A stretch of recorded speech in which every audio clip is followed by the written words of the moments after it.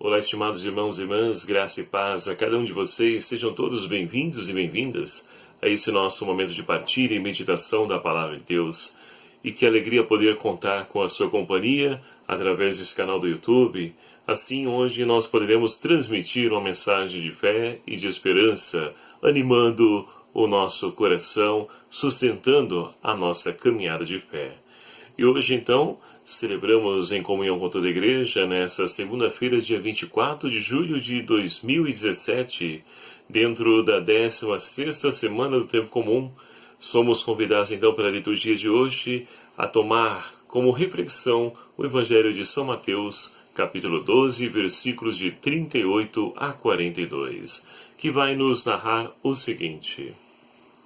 Naquele tempo, alguns escribas e fariseus disseram a Jesus: Mestre, queremos ver um sinal da tua parte. Ele respondeu-lhes: Uma geração perversa e adúltera busca um sinal, mas nenhum sinal lhe será dado, a não ser o sinal do profeta Jonas. De fato, assim como Jonas esteve 3 dias e 3 noites no ventre da baleia, assim também o Filho do Homem estará 3 dias e 3 noites no seio da terra. No dia do juízo, os habitantes de Nínive se levantarão juntamente com esta geração e a condenarão, pois eles mostraram arrependimento com a pregação de Jonas. E aqui está quem é maior do que Jonas. No dia do juízo, a rainha do sul se levantará juntamente com esta geração e a condenará, pois ela veio dos confins da terra para ouvir a sabedoria de Salomão. E aqui está quem é mais do que Salomão. Palavra da salvação. Glória a vós, Senhor. Estimados irmãos e irmãs, a palavra de Deus hoje, então, nos convida a podermos refletir sobre a fé. Esse instrumento fantástico na vida do ser humano, que tem o poder, então, de ajudar a pessoa a poder, então, prosseguir a sua caminhada de fé, mesmo diante de toda e qualquer adversidade a qual, então, ela esteja atravessando.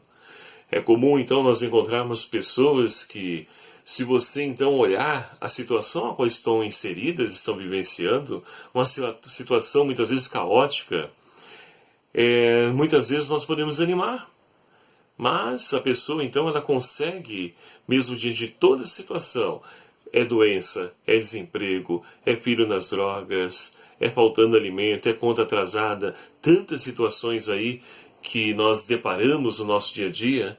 E se nós, então, perguntarmos, conversarmos, dialogarmos com pessoas que estão passando por tudo isso, as pessoas estão serenas, tranquilas, calmas, ou seja, são pessoas que têm algo que então lhe levem a poder prosseguir e não parar diante das situações.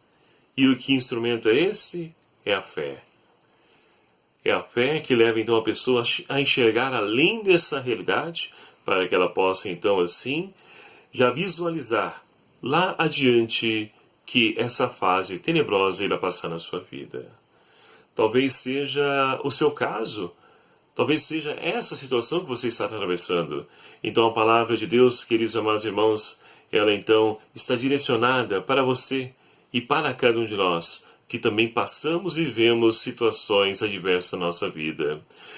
E a liturgia então nos enriquece, nos ajuda a compreender que fé não é algo concreto, material, onde eu apalpo, onde eu consigo enxergar.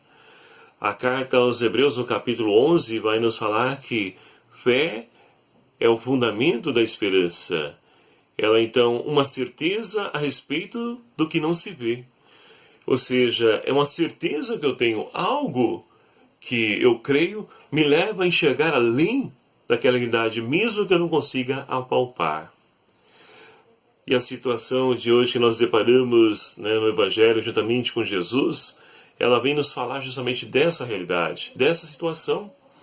Nós temos então alguns escribas e fariseus que se aproximam de Jesus e começam então a questionar: Mestre, queremos então ver um sinal realizado por ti. E olha que interessante, a mentalidade dos fariseus E olha, é interessante a mentalidade de tantos irmãos no dia de hoje. Ora, eu vou acreditar nesse Deus que você crê, mas me dê uma prova concreta de que Ele existe.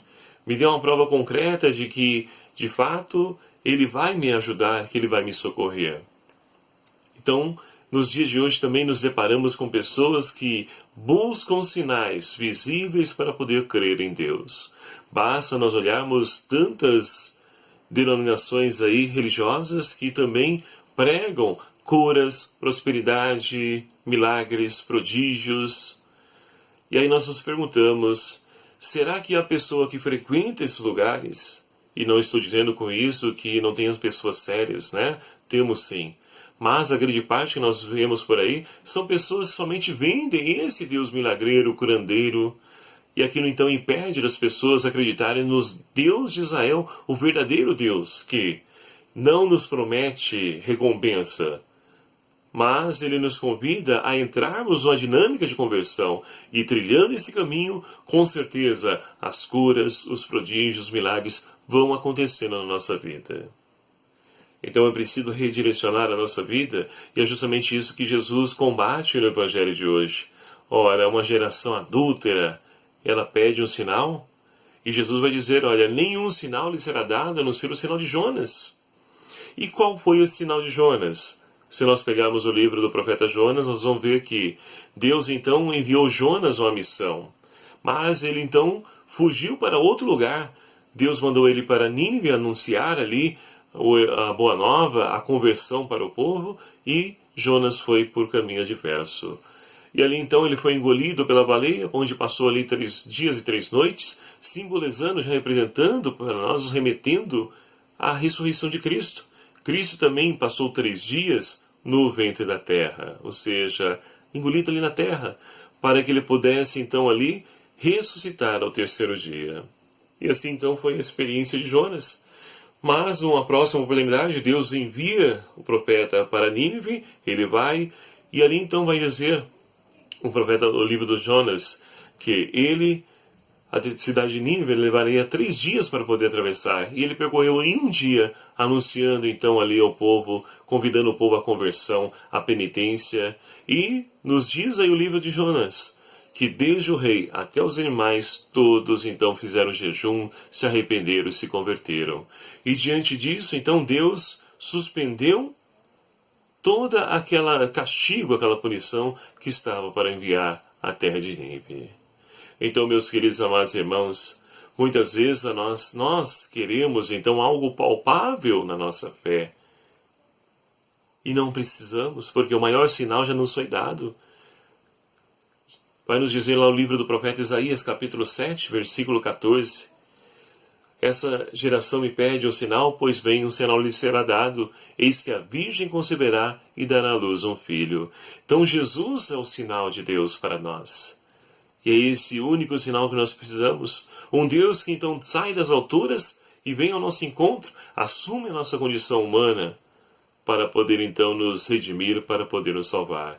E isso foi feito na cruz, o maior sinal de amor que o ser humano pode então obter.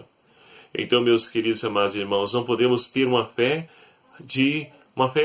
raciocina, ou seja, uma fé somente lógica, que de coisas concretas, materiais, palpáveis. Isso não é fé. Isso, aquilo que a ciência comprova que eu posso tocar, então é científico, né? Eu posso comprovar, então sai do âmbito da fé. Agora, a fé é você então, como nos diz, e repito, a carta aos Hebreus capítulo 11, é você então crer numa realidade que você não consegue enxergar. Ou seja, é nós cremos que alguém, ele intervém na história e nos socorre, nos ajuda a poder prosseguir essa nossa caminhada. E esse alguém quem é? É Deus. Somente Ele é o nosso Salvador, somente Ele é o nosso Redentor. E a primeira leitura de hoje do livro do Êxodo nos narra justamente o episódio da fuga dos hebreus, que então, diante da praga exterminadora, o anjo exterminador, o faraó então permite que o povo, Moisés e o seu povo, parta para rumo à terra que emana leite e mel, para a terra prometida. Só que é interessante que então o faraó, Deus endurece o coração, e a gente já conversava no outro vídeo justamente sobre essa realização, sobre essa situação. Deus endurece para quê? Para que então o faraó possa vir no encalço, e justamente isso que vai acontecer no episódio da primeira leitura. Ele vai ao encontro dos hebreus, cai em si e diz: o que nós fizemos? Libertamos aqueles que nos serviam e agora vamos atrás deles. Então o egípcio, ou seja, o exército de Faraó, está no encalço do povo de Israel. E ali então, esse episódio é justamente para o povo crer, confiar mais em Deus. As dificuldades da nossa vida muitas vezes têm esse caráter. Não para poder então nos sufocar, nos oprimir, mas para que nós possamos de fato reavaliar a nossa vida, a nossa caminhada de fé. Será que de fato eu creio em Deus ou eu preciso de algo concreto para poder acreditar nele? E assim então, Deus ele vai então libertar o povo de Israel, agora afogando todo o exército de Faraó na água do Mar Vermelho. E assim então, queridos amados irmãos, acontece a Páscoa dos judeus. Essa passagem do Mar Vermelho a pé enxuto. E assim então, nós também somos convidados a percorrer, a fazer a nossa passagem. Páscoa significa passagem, mas a passagem da escravidão, do pecado, para a libertação, a qual então o Senhor convida, a qual o Senhor chama a cada um de nós.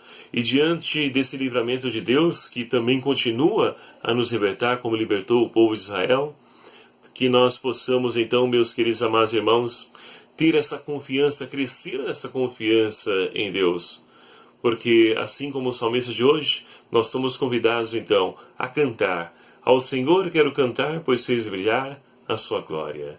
Deus faz brilhar a sua glória sobre a cada um daqueles que confiam e esperam em sua ação, em sua presença.